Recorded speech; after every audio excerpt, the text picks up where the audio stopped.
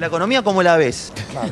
Nosotros somos los dos jubilados. Más allá de cómo me vaya a mí en lo personal, es cómo le va a todo el mundo. ¿La economía cómo la ves? Mejorando, difícil. Teníamos que tener un Milei, no había alternativas, que vamos a salir bien. Muy buenas amigos del fuego, ¿quieren saber quién de los dos compatriotas tiene la razón en esta discusión? Bueno, quédense porque vamos a estar analizando y viendo los 10 datos económicos más relevantes del primer año de gestión de Javier Milei. El primero de ellos, Lolo, ¿cuál es? Vamos a tratar primero el dato estrella del primer año de gestión, que es la inflación. Vamos a verlo a profundidad. Hablemos del dato de inflación del primer año de gestión de Javier Milei. Milei tomó la inflación en un 25,5% mensual y a fines del año 2024, en diciembre, llegó a 2,7% mensual. Es decir, una bajada muy importante. Hablemos también de que el dato anualizado, es decir, la inflación enero a diciembre, tenemos un 117% de inflación. Una inflación que, como vamos a ver más adelante, es una inflación aún muy alta. Para entender el fenómeno de inflación, tenemos que saber que la inflación es la subida generalizada de los precios en una economía, es decir, que los precios de los bienes suban pero de manera constante y de manera generalizada, es decir, no un bien en particular y mes a mes de manera continua. Tenemos que saber que la inflación afecta de manera más fuerte a las poblaciones más vulnerables, de menores ingresos, que genera incertidumbre a la hora de invertir y que genera efectos inerciales, es decir, la inflación de un mes provoca que en el mes próximo los agentes generen expectativas de que pueda haber de nuevo inflación y este efecto genera inercia. Para tomar referencia y dimensión de la inflación que tuvimos en el 2024, en España tuvieron una inflación anual de 2,8%, es decir, muy similar a la que tuvimos en un mes en el 2024. En Uruguay la anual fue de 5,49% y en Venezuela, un dato más cercano al nuestro, de 48%. La inflación de China, que les puede sorprender a algunos, fue de 0,42% anual, es decir, en un año los precios subieron de forma generalizada solo un 0,42%. Ya vimos a profundidad qué significó el dato de inflación en el primer año de Milei. ¿Cuál es el dato que sigue, Tommy? El dato que sigue es salarios. Vamos a ello. Para analizar la situación de los salarios, estableceremos una línea de tiempo entre diciembre del 2023 a septiembre del 2024. En esta observamos que los salarios cayeron en términos reales un 3% en los privados, un 27% en salarios públicos y en los no registrados un 13%. Vale la aclaración que cuando hablamos de en términos reales es que estamos teniendo en cuenta la inflación, es decir, la capacidad real de compra que tenemos con estos salarios y no solo el número como un mero dato. Si bien la caída de los salarios y su consecuencia negativa va a depender de cada caso, a grosso modo podemos indicar que la caída de los salarios replica en una pérdida de la inversión interna, consumo y ahorro, entre otros efectos negativos. Si bien aclaramos la caída que tuvo el salario, es importante mencionar y comparar cómo está nuestro salario respecto a otros países. Para hacer la comparativa entre los salarios de diferentes regiones, debemos mencionar que en Argentina el dólar está intervenido por el Estado y para algunos economistas es un tipo de dólar atrasado. Es así que el salario promedio en Argentina se ubica en $1.100, mientras que en España el salario promedio se ubica en $2.355, Uruguay en $963 y en Chile, el país vecino, en $816. Hablemos de las jubilaciones en 2024. En el dicho año, las jubilaciones cayeron un 6,6% en términos reales, es decir, tomando de referencia el poder de compra real de los jubilados. Si bien no es un número que asuste mucho, tenemos que tener en cuenta varios puntos. El primero es que los jubilados son una población particularmente vulnerable a caídas en su poder adquisitivo debido a la cantidad de medicamentos y de necesidades especiales por las cuales pasan. También hay que tener en cuenta que por más pequeño que sea el número, en este caso 6%, ya venía de unas jubilaciones que no eran muy buenas y en 2024 empeoraron aún más. Vamos a ver ahora otras jubilaciones alrededor de Latinoamérica y del mundo para tomar de referencia. Las jubilaciones mínimas en dólares de Argentina en $270 según el INDEC. En Uruguay están en $430, en España en 1.182 y en Estados Unidos la jubilación mínima según la SSA es de $800. Hablemos del desempleo en 2024. Según el INDEC, en el tercer trimestre, último dato que que se tiene hoy día, el desempleo llegó a un 6,9%, habiendo tenido un pico anterior a 7,7% en el mismo año 2024. Para saber, el gobierno de Milei tomó el desempleo en un 5,7%, es decir, ascendió casi un 1% en total. ¿Qué implica esto? Bueno, implica desde pérdidas de empleo, que es lo más evidente, gente que busca empleo y no lo encuentra, marginalidad social, implica también destrucción de comercios, de industria, implica también precarización laboral, mucha gente que perdió empleos formales, fue a buscar empleos al sector informal. Hay que aclarar también que aumentó la cantidad de gente con empleo que busca un segundo empleo, es decir, un segundo ingreso, y más allá de eso, el aumento del desempleo implica una menor utilización de la capacidad instalada de un país, es decir, un país tiene una capacidad de producción que no está siendo aprovechada, ya que hay gente que podría estar trabajando y no puede porque no encuentra oportunidades. Hay que saber que si bien para la Argentina el 7,7% no es un nivel alto, para el resto del mundo sí puede llegar a serlo. Históricamente la Argentina ha sabido tener tasas de desempleo mucho más altas que 6,9 o 7%, pero en el resto del mundo podremos ver que, por ejemplo, Estados Unidos tiene un desempleo de 4,1%, México un desempleo de 2,9% y España, con un desempleo bastante más alto y uno de los más altos en el mundo, un 11,21% de desempleo. El gobierno de Milei asumió con una pobreza del 49,7%. En el primer trimestre del 2024, es decir, el primer trimestre ya como gobierno, la pobreza se elevó en un 44,8%. En el segundo trimestre, el INDEC indicó que la pobreza fue del 49,9%. Si bien a fin de año del 2024 no existe un dato oficial del INDEC, la UCA y otras universidades estiman que la pobreza se encuentra en un 38,6%. Si bien este número nos indica que la pobreza habría bajado, hay que considerar que esto simplemente es una estimación, además de las generalizaciones provocadas por la metodología. Estas dos cuestiones hacen pensar a muchos economistas que la pobreza se encontraría más bien a niveles similares a los que el gobierno de Alberto habría dejado al finalizar su gobierno. Para comparar los diferentes datos de pobreza entre el mundo, debemos entender que el concepto de pobreza no es lo mismo en Argentina que en España, Polonia, Estados Unidos o el resto del mundo. Y si bien no podemos abordar este extenso tema en este video, comentanos si te gustaría que abordemos este tema en un próximo video. Como mencionamos, la última estimación de pobreza que tenemos es de un 38,6%. En Brasil la pobreza se ubicó en un 27,4%, en Estados Unidos en un 11,1%, mientras que en Europa, exactamente en Polonia, la pobreza se ubicó en un 14%.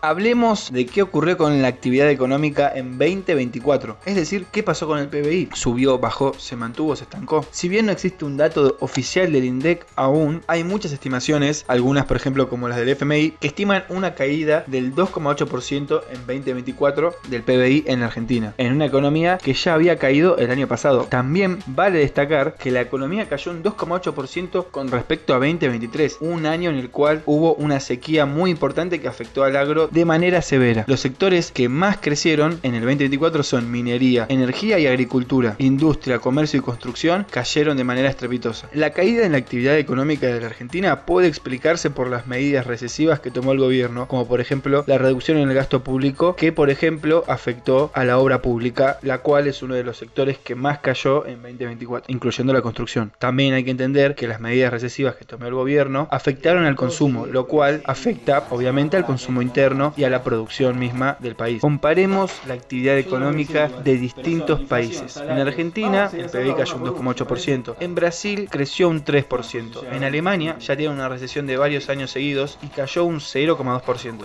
muy poco, igual manera. España creció un 3,1%, siendo uno de los países que más creció de Europa, si no el que más. Y Estados Unidos creció un 2,8%. Un dato alarmante, preocupante y que nos afecta a todos por igual es el consumo. Vamos a ver si estamos consumiendo más o menos, si estamos yendo más o menos al supermercado, o si estamos pudiéndonos dar esos gustitos, o ya no nos dejamos de dar. Vamos a ver. Si comparamos diciembre del 2023 con diciembre del 2024, veremos veremos que existió una caída en la compra en supermercados y almacenes del 13,9%. Este dato implica uno de los peores datos de consumo de los últimos 20 años. A su vez, si observamos mes a mes, veremos una caída consecutiva. La caída del consumo interno implica un peligro para el comercio, industrias nacionales y en la calidad de vida de la gente. Es así que, por ejemplo, tenemos el peor nivel de consumo de leche, así como también una caída histórica en los niveles de consumo de sidra y carne. En 2024 se registró un superávit comercial de 18.900 millones de dólares en Argentina. Este superávit es en gran parte explicado por una disminución de un 17% de las importaciones, es decir, esta diferencia positiva en la balanza comercial es generada por una disminución muy grande de las importaciones, un 17%. También ayudó el final de la sequía, lo cual hizo que el campo aumentara sus exportaciones. Principalmente hay que entender que la balanza comercial explica la diferencia entre los bienes y servicios exportados contra los importados, es decir, cuánto se genera de diferencia monetaria entre lo que se exporta y lo que se importa. En este caso, se exportó más de lo que se importó, por eso la balanza da positiva. Para comparar este superávit con las balanzas comerciales del resto del mundo, vale destacar que si bien Argentina tuvo un superávit de 18.900 millones de dólares, según el INDEC, Estados Unidos sufrió un déficit de 945.000 millones de dólares, mientras que España sufrió un déficit de 43.762 millones de euros y China un superávit de 761.326 millones de euros. Es positivo para una economía tener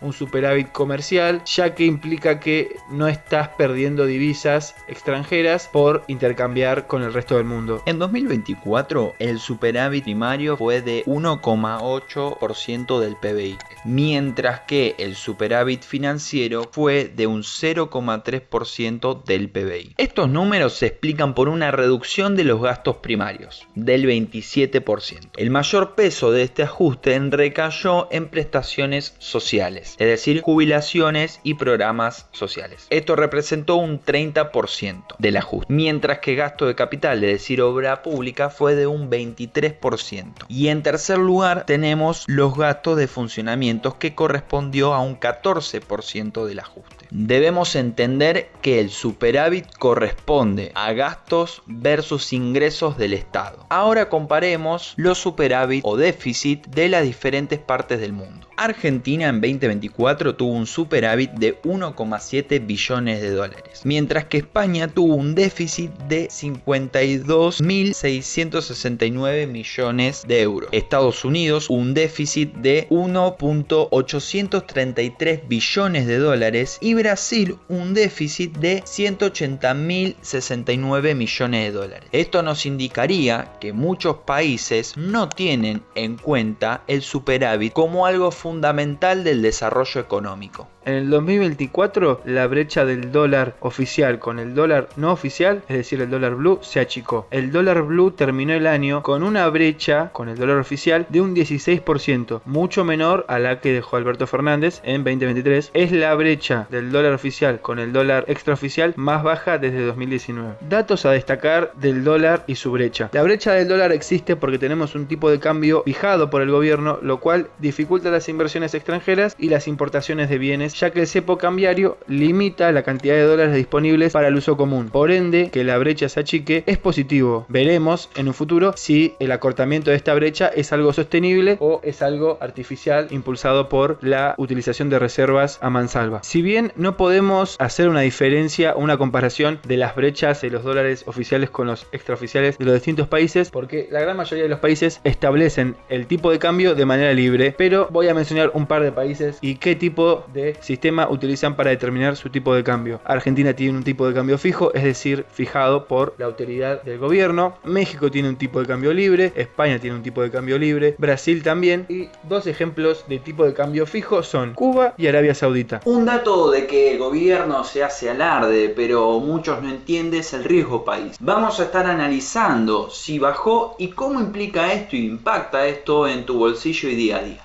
El riesgo país es un indicador que muestra las posibilidades que tiene el país de afrontar sus deudas. A menor sea, mayor es la posibilidad de cumplir con el pago de las deudas. Para entender aún más este concepto, el riesgo país de Estados Unidos, por ejemplo, es 0. Ahora bien, ¿por qué disminuye? Disminuye principalmente debido al superávit público que está siendo utilizado para pagar deuda contraída con el FMI, principalmente. En cuanto a los números, el riesgo país terminó el año rompiendo los 600 puntos. Este número no ocurría desde 2018. Si bien anteriormente que el riesgo país en Estados Unidos es 0 puntos, veamos otras situaciones del mundo. En China el riesgo país es del 295 puntos, en Grecia del 75 puntos, en México de 578 y España 65 puntos. Bueno, gente, ya vimos los 10 datos del 2024.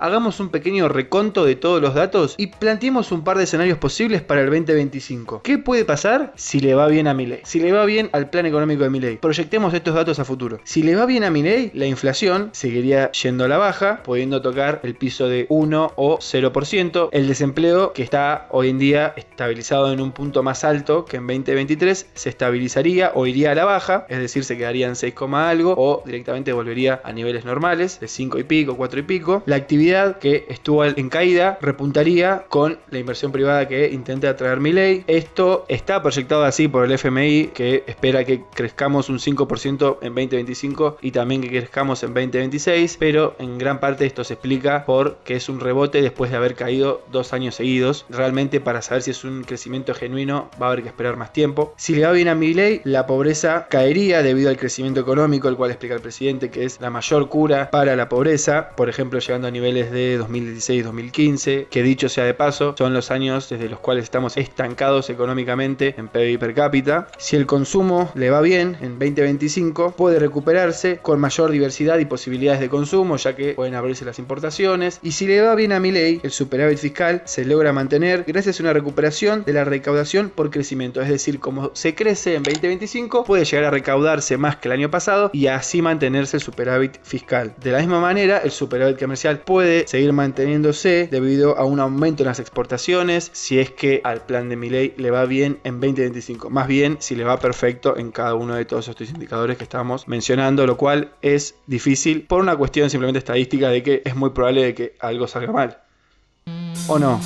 Si sale bien, las jubilaciones pueden recuperar su poder adquisitivo, ya sea porque sean de gestión privada y además porque se abandonen las jubilaciones públicas. Si sale bien, la brecha con el dólar se sigue acortando y permite la liberación del tipo de cambio sin que se traduzca en inflación, con el poder de la libertad. Y si sale bien, el riesgo país continúa bajando, permitiendo la refinanciación de la deuda a una mejor tasa. Pará, si esto va a salir para el orto, yo realmente les voy a decir lo que va a pasar con este gobierno inmundo. Si le va mal, la inflación rebota, es decir, vuelve a subir. El desempleo se estabiliza en un punto más alto o peor aún, sube y se estanca. La actividad económica se queda estancada en un nivel paupérrimo, es decir, bajo. Con respecto a la pobreza, se crea un nuevo piso de pobreza alta, generando desindustrialización y destrucción del comercio nacional. En cuanto al consumo, se queda estancado a niveles bajos, a pesar del posible rebote de la actividad económica. Esto generando concentración de la riqueza y aún más una brecha de desigualdad, permitiendo un contexto revolucionario ideal. Superávit fiscal se logra mantener, pero a costa de un costo social alto, sacándole la comida a nuestros niños. Superávit comercial se mantiene por caída de las importaciones, es decir, atacando y desprotegiendo a nuestra industria y afectando aún más nuestros niveles de consumo. En cuanto a la situación de nuestros abuelos y abuelas, es decir, las jubilaciones, en el escenario que estamos describiendo, se mantiene en un estado paupérrimo, generando una pobreza del 80% y dejando a nuestros abuelos desprotegidos contra el cáncer y otras enfermedades. Con respecto a la brecha de la moneda imperialista, es decir, el dólar, permanece fijo o peor aún, es liberado, causando una depreciación del tipo de cambio que se traduce en inflación. Y por Por último, con respecto al riesgo país, sube debido a una inconsistencia en el plan, o baja y se mantiene, pero a un alto costo fiscal y social, dejando nuestra situación peor aún que la heredada. Es por eso que es vital prepararse para cualquier escenario revolucionario posible. Hasta el empate siempre, camaradas. Aguarde, camarada, aguarde, no se exalte, está bien, está bien. A los que se quedaron hasta esta parte del video, muchas gracias. Estuvimos intentando mostrar distintas perspectivas de un mismo problema. Dejanos en los comentarios qué posibilidad ves más probable, que salga bien, que salga mal, una combinación. Algunos datos te parece que es más probable que salgan bien, otros te parece que es más probable que salgan mal. Dejanos si algún dato te quedó en la cabeza sin terminar de ser explicado,